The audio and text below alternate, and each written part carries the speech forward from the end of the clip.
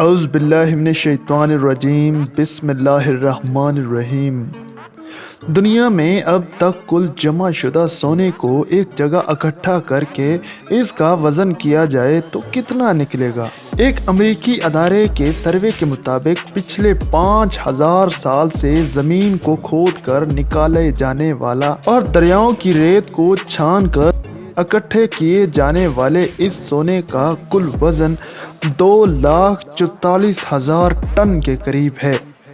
اس سونے کی کل قیمت کتنی بنتی ہے؟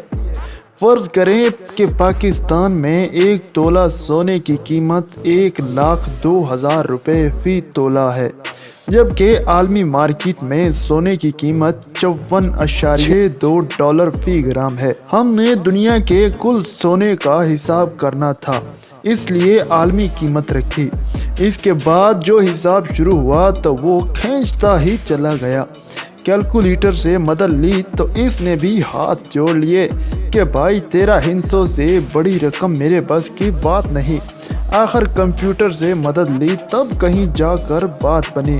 تو سنیے کہ فرض کریں آج سونے کی قیمت تقریباً $54 فی گرام ہو، اگر اسے دنیا کے کل سونے سے ضرب دی جائے تو جو جواب آتا ہے اس کا احاطہ کرنا انسانی عقل کی سکت سے باہر ہے۔ لیکن آپ کی خاطر جواب حاضر ہے، جگر تھام کر یہ ہندسہ پڑھیے۔ سادہ لفظوں میں یہ تقریباً 133 کھرب ڈالر بنتے ہیں، جو پاکستان کے 302 بجٹوں کے برابر ہے۔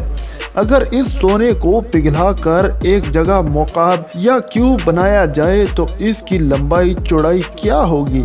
اس سوال کا جواب اس ویڈیو کے آخر میں جانیے۔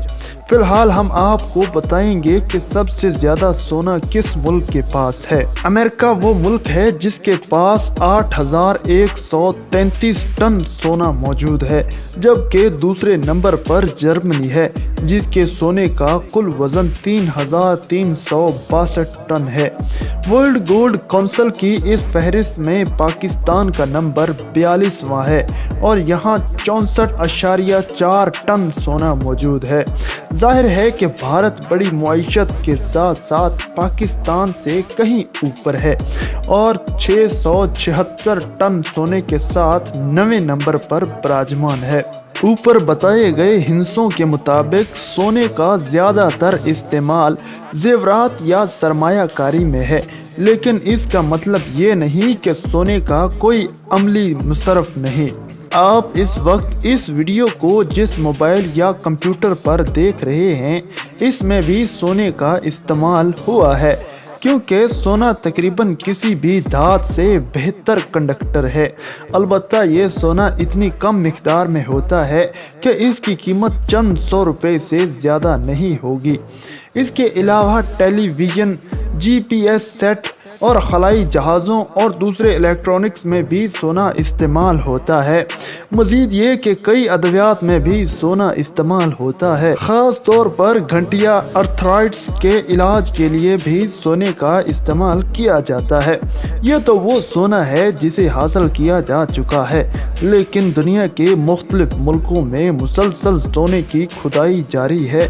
Mining.com کے مطابق اس فہرست میں چین سب سے اوپر ہے، جو ہر سال 404 ٹن کے قریب سونا زمین سے حاصل کر رہا ہے۔ لیکن زمین کے اندر موجود سونے کی مقدار لامحدود نہیں ہے، اور اگر اس کی کھدائی جاری رہی تو ایک دن آئے گا کہ تمام سونا ختم ہو جائے گا۔